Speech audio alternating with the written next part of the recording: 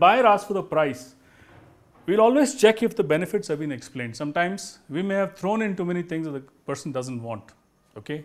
Like a particular tile might actually increase the price significantly, or an ozone kit may not be necessary for that person. Maybe it can be something later. We can always retrofit something, there are many things that we can do. Once the benefits are conveyed, price usually becomes a secondary factor. It's usually when the person doesn't understand the benefits, that's when the person gets locked into the price. Okay? So when we start out, it's with an overall budget. But as we go deeper into the conversation, it's important to understand what exactly the customer wants at the end of it. Price divided by value equals the cost. So you might want to do a cost volume profit analysis. And if the price is sensitive, start small, make a small sale, right? It's okay. I need not make a 50 lakh sale. I might just sell him a 10 lakh pool. He might still be a 50 lakh customer later on, or he might give me 4 more references. That's okay. Objection validation, for instance, a valid request for information, like they might say, okay, can you show me 3 of your competitors' products? I should be ready with such things. Can you show me scope, schedule and price? Can you show me exactly how many days it will take? I need the pool exactly on this day. Can you work backwards and give me a schedule? And there might be some invalid objections also. Then the guy is window shopping, right? So you might just want to step aside and move on. Yeah, next one. This is something I picked up from UBS, which is it's a Swiss banking corporation, right? One of my dear friends used to work here. Sandeep, you've met him actually. So this is an interesting case study where they explain when we start the sales process, the first thing is to build trust. If there is no connect to the person, right, it doesn't work. So what do we mean by trust? That means open, honest. We need to have an objective. There has to be certain neutrality in the conversation, right? I can't go very aggressive in the conversation initially, okay? Because I'm selling a luxury product. Okay. Usually, very rich people have the attention span of a baby, right? Okay. Establish relationships, and they start treating you like a friend. It's okay to go and have a few conversations so that you establish the connect. The second thing is when you start positioning the company. So in the initial stages, you're really, positioning yourself. Okay. When you position the company, they're basically looking for 3 things. The reputation is the most important thing, right?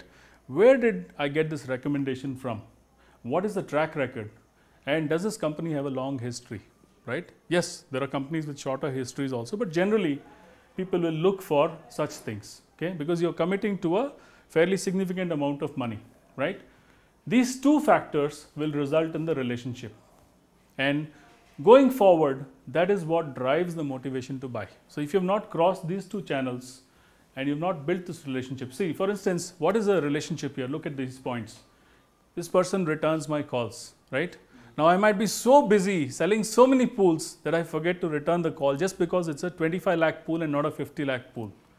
But the customer will say, hey, I'm as important as your 50 lakh pool customer, right?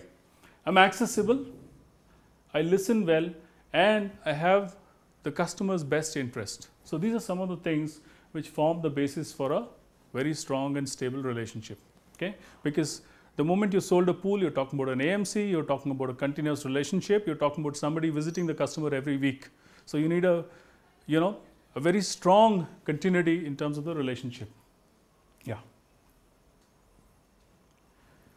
Just to start summarizing, customer care is very important once you've made the sale, assuming you made the sale.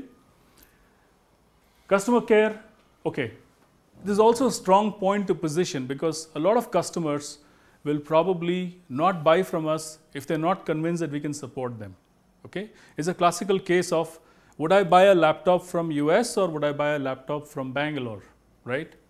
Because the same laptop, I might not get warranty support in India.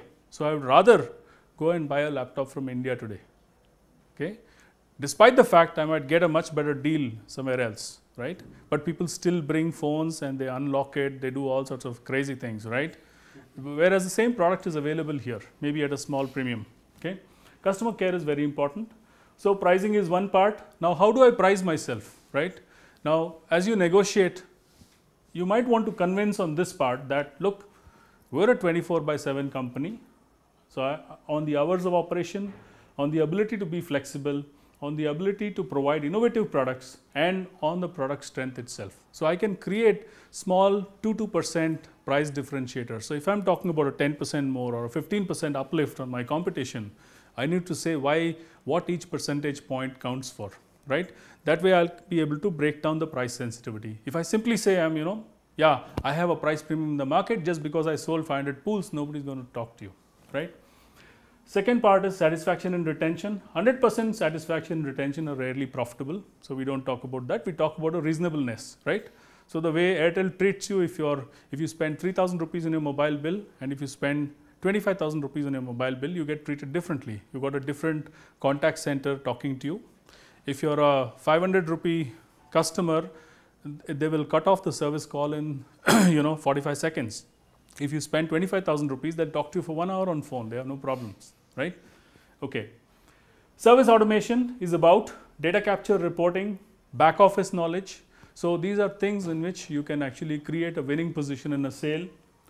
Effectiveness is basically on how the escalation process works, on proactive monitoring, and on many other such small factors. Also error rates, if every time we turn up with wrong quotations or mistakes, it's really embarrassing.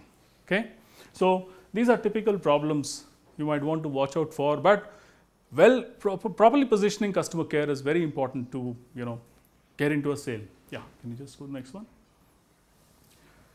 The last part is about the account manager. Now, who's the account manager? It's not the guy who handles finance, but it's a guy who handles the customer account, right?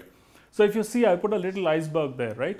So, if you see, the company perception is just 20%, okay, because he's seeing you 80% of the time. So, if you look at, those are the attributes that the person is looking for, right?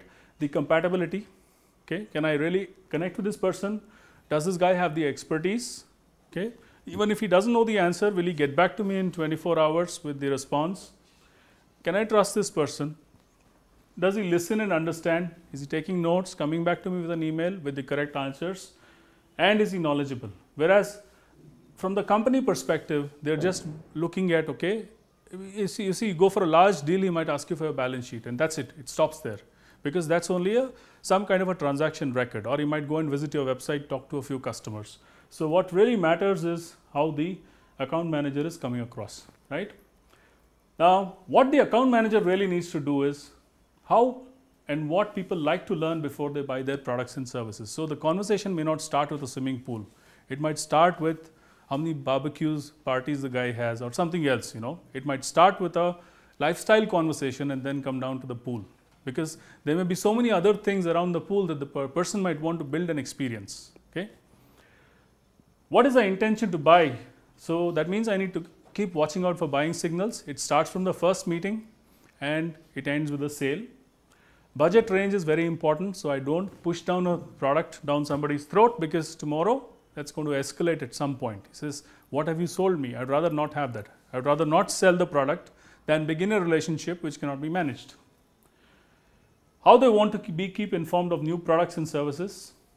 The quantity and quality of communication. Customers are very sensitive. We cannot overload them. You see, there are some people who will keep sending everyday mailers and all, It's actually spamming. It amounts to spamming, right? So, I provide information. If the guy wants a pamphlet, I'll just provide a pamphlet. The guy is okay with an email or an SMS. It has to be non-intrusive, right? What is the risk profile? This guy pay my money. He's paying me only 30% upfront or 10% upfront, right? Is the guy going to pay me all the money? It's very important to ask those questions. And if it's an institution, I might even go as far as asking, maybe get a DNB check, or now we have local credit ratings of customers. So, I might want to do that the same way he'll want to do with me when he gives me business, right? And we'd also ask them the terms of business. So, we have to kind of reach a win-win, reach a kind of a match as far as the terms of business are concerned. Yeah. So, just to summarize, we talked about the business approach, which is basically to sell into a named account, we are selling into an ecosystem. So, when I sell to an HNI, the guy might have some, a bunch of people who actually manage his monies and all that. So, the sale is going to be a complex sale. There are multiple sales opportunities in named account. So, when I am selling to that person, it can lead me to multiple opportunities. The toughest part of the sale is to establish the relationship. Second part, I'm selling to the individual. That means there is a one-to-one connect I have to establish. It could be with the architect, it could be with the person who's writing the check. Okay. The salesperson has many roles in a sale. You need to adapt. Watch your communication, motivate the customer to buy from you, be aware of what influences the deal, and have multiple level relationships. Please don't ignore the receptionist. You know, it takes 30 seconds to say thank you and walk out. The person will remember you, you know.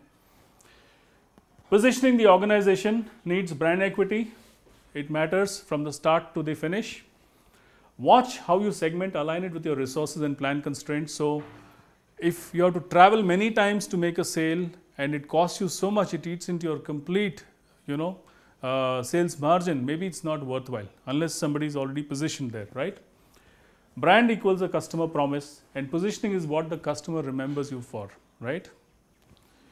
Customer management. Customers need to be retained. Own the customer problem completely. Customer care pays, it's not an afterthought. Ensure information privacy. Many of them, they do not want a lot of the, you know, like one architect may not want to share information, although he is dealing with multiple customers. Don't let escalations linger, square up, and don't set wrong expectations. Okay? Yeah. So, other than this, I also want to share what is work in progress today at Millennium as far as the sales and marketing is concerned. See, today we have swimming pools, spas, and water bodies. Broadly, if I may say, Suresh, am I right? These are the three categories of products, right? Price could be a project based or it can be a solution based, right? So, we have standard sticker prices, or if somebody wants, we can adapt it to the way they want. In terms of promotion, we are looking at relationship marketing, industry events, affinity group events, which could be for a group of people maybe, you know, where it can have a high impact sale, and the website. Placement primarily focus, that means the first point of sale usually will be HNI, UHNI, institutions and companies. These we expect as the best hit rate in the current. So, we are not going to government, we have been actually refusing some of those and some types of institutions, right. And in terms of people, we could reach customers through direct sales, influencers, referrals and channels, right. So, what is the watch list here? The maximum impact will be through the direct sale initially until we get for this group particularly, until we get to a level of sales where you get a level of sale on autopilot, you know, you start getting more referrals, right. Do not dilute the brand. So, I would rather walk away from a sale today than dilute the brand, right. I cannot deep discount it, it's not possible discount the product. Correct positioning is very important. Explaining the cost of ownership of a pool is very, very critical. It breaks down a lot of barriers. Reference leverage is very important. So, if we have already sold, we should do that. Branded service is critical, and so is customer care.